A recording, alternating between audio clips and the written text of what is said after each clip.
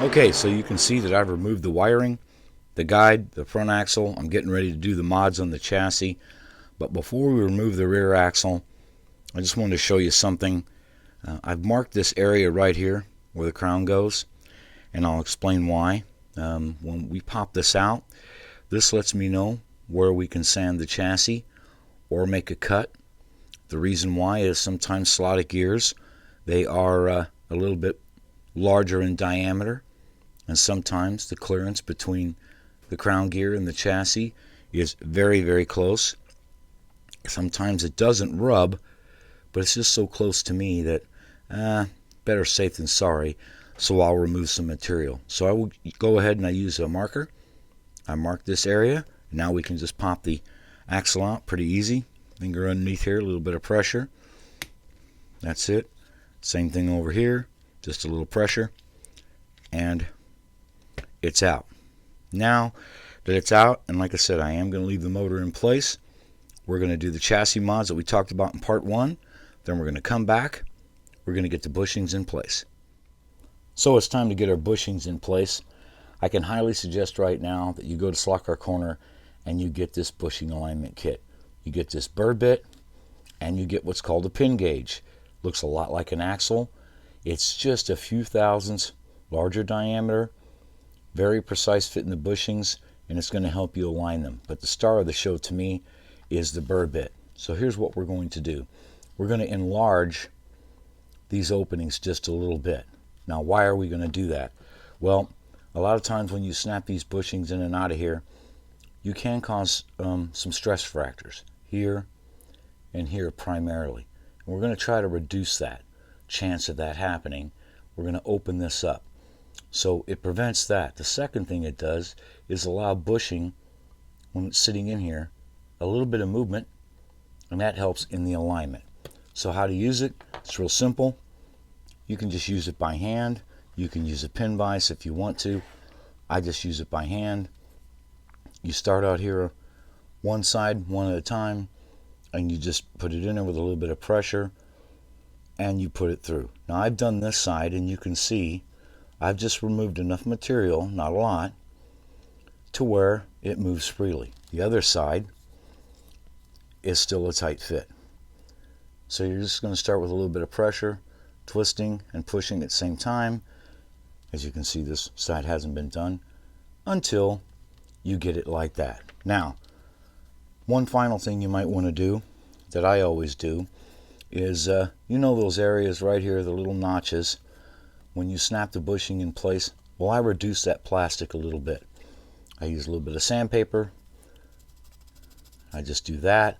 I do the other side, and this makes it a lot easier to snap the bushing in place. So now you can basically take a bushing, put it in here, and just with a little bit of pressure, that's it, just like nothing.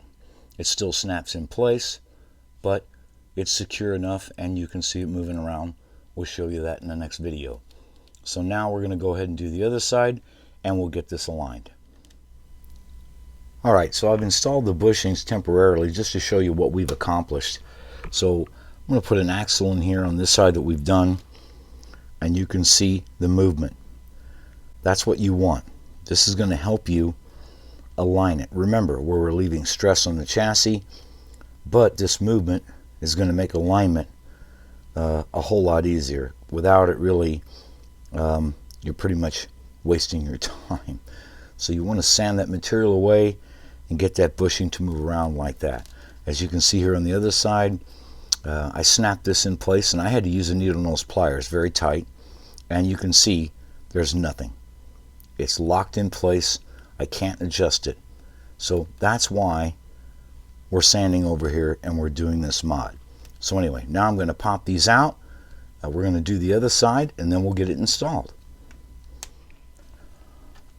Alright, so we've got the other side done. I went ahead and installed the bushings. I like to do that just one at a time and put them in there. You can install them on the axle and snap them in, but just be careful not to press in the center. But I just find it easier to do it like this. And now I'm going to install the pin gauge, go all the way through. You can see the movement of the bushings there. That's what I wanted you to see. See there? There we go. And now we are aligned. Now, one more thing you're going to want to do is a little bit of lubricant. So I'll put a little bit of oil on each side here of the bushings, and then I'm going to work the axle back and forth a little bit. Everything is settled because we're going to glue them in place. Now, you can use your favorite adhesive. I use super glue. Why super glue? Well, because I don't have any intentions of ever taking these out. They're only going to last about 15 years. I mean, I have a car over there that's 12 years old, still rock solid. So once I glue these in, I mean, they're in. That's the point of putting a good precision bushing in here with an axle system. So I don't plan on taking them out, but you can use whatever adhesive you're comfortable with. But now that it's there, it's all aligned. Just very, very light drop and a light drop. I'm going to work this back and forth a little bit, and that's it.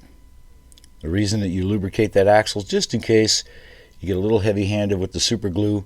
You might get some down there with the lubricant there. It won't stick in place. It'll be easy to pop loose.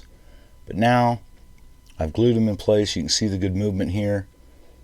Now I'm going to sit back, let these dry for a few minutes, and then we'll get the gearing in here and see what we got. Alright, so now it's time to test what we've done. I just get an axle in here, move it back and forth by feel. There's nothing. No friction. And I tilt. If I see that move, that's about as good as it gets for a chassis like this. Nope, and it drops through. I can tell you, you've seen some videos where, you know, they'll take the axle and they'll stick it in the top and it'll just drop right through. And 9 times out of 10, it never happens for me. But that's well, there you go. It just depends on the precision fit of the axles. They're all a little bit different, few thousandths. But you just want to make sure you're aligned with almost absolutely no binding or friction. And what I usually do, like I said, is I just kind of tilt it like that. And that tells me, you know what, that's about as good as it's going to get. So I'm really happy with that. No free play, nice and solid. Now we'll talk about one more option for these bushings in case you're interested, and then we can get it put back together.